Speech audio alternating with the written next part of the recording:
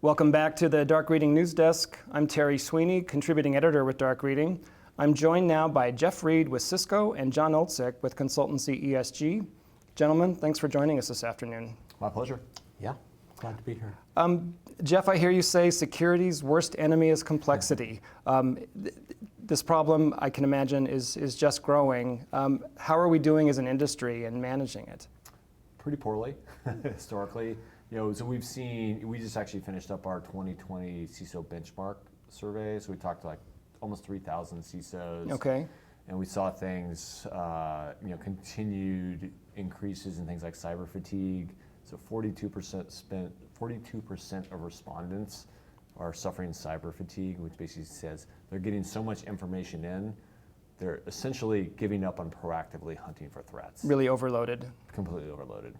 What does that mean on a practical basis? Are they just giving up and walking away, or sitting at their desk crying? How does that actually show up? Hopefully not that many tears, but yeah, just sure. They essentially can't get to some of the higher value activities. Another thing we also see is so much of their effort is going into integrating the disparate tools. So they're having to do more of that work and less of things like active threat hunting, partnering with the business on how to enable the business, et cetera. The strategic parts of their jobs, essentially. Yeah. Jon, what are you hearing from the analyst side with the CISOs that you're in contact with regularly? Does that align? Oh, absolutely. It's a difficult job, and it's getting more difficult. The job itself is evolving to more of a business role, but the security technology has to support the business processes. So there's a real gap, and what Jeff was talking about, all those things I totally agree with. We're in a transition in cybersecurity, and what we've done historically just isn't working, and therefore we have to move to a new model. Now, moving to that new model won't be easy. I don't think there's a clear roadmap to get there, but it's not a nice to have anymore, it's a must have. Well, if you look in your crystal ball, what can you tell us about that new model? What sorts of things can you imagine it will have to contain? Integration between tools. Sure. Better analytics, coordinated analytics, easier interfaces, easier to use. We have to get our junior people more productive right away. We need advanced analytics for maybe some of the more senior people to streamline things like investigations, forensic investigations, threat hunting, things like that. And we need more automation. So a lot of what the industry calls SOAR tools, I hate that term myself, but security operations, automation, orchestration, so things like playbooks, things like case management systems, ticketing systems, all of those things have to come into play.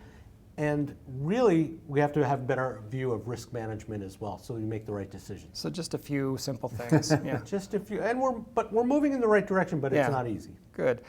This whole reduction of complexity theme is been more or less a constant in IT the last couple decades. I think it's fair to say.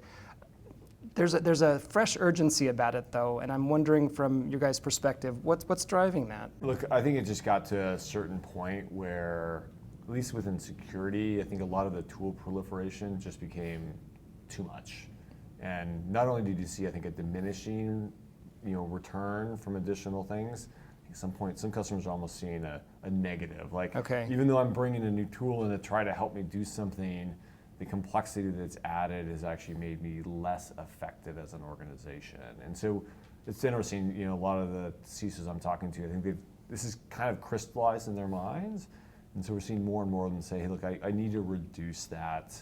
And that's something we just started seeing 2 years ago, is kind of that beginning to see a reduction. And it's come through in the survey results as well. So this is the second year in a row where we see the number of tools per customer actually go down. It had gone up for years and years and years. Sure.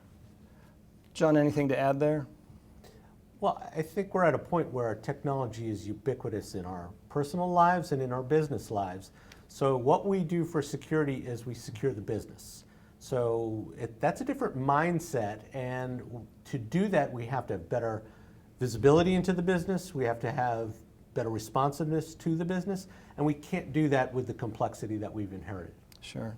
Become the enabler. Exactly.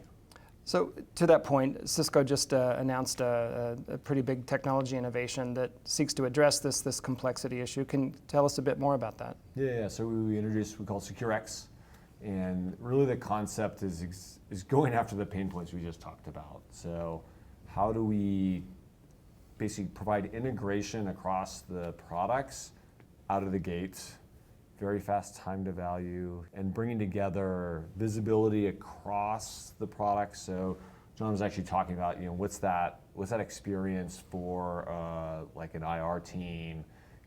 How do we do enrichment automatically? How do we enable the ability to create a casebook, snapshot the data that we have from the endpoint or what we're seeing in DNS, et cetera, enrich that whole process for you. We've added a set of automation capabilities, so you can do the playbooks from a set of automated actions. When I see this, I want to do these 5 steps automatically every time. Okay.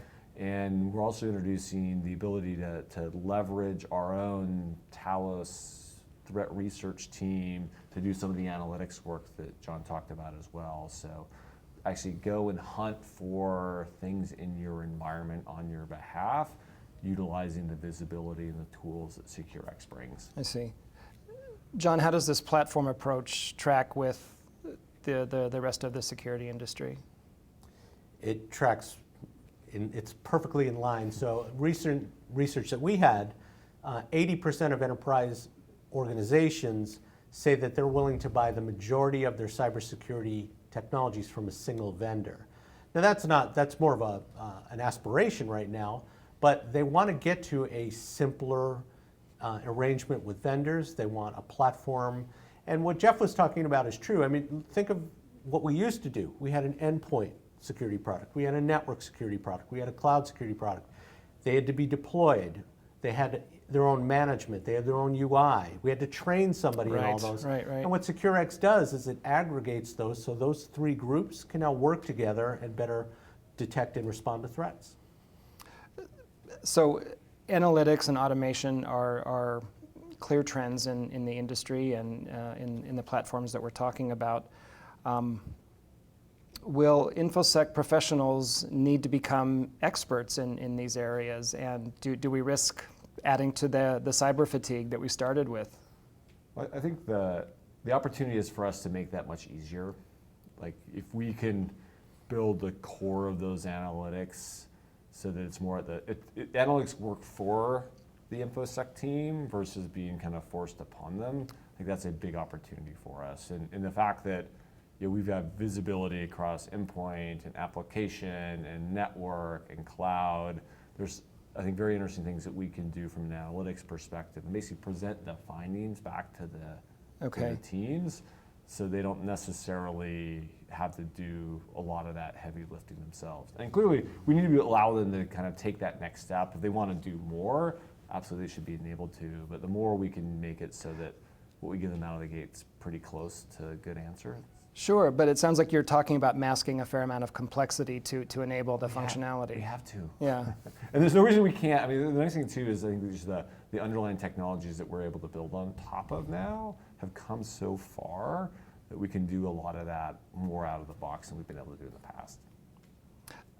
Another theme that seems to be emerging is around this idea of threat hunting, and I think it tracks with what you both have been describing here, which seems to be a more proactive kind of mindset toward security management. Is that just a nice side benefit, or has sort of proactive security management been the goal all along?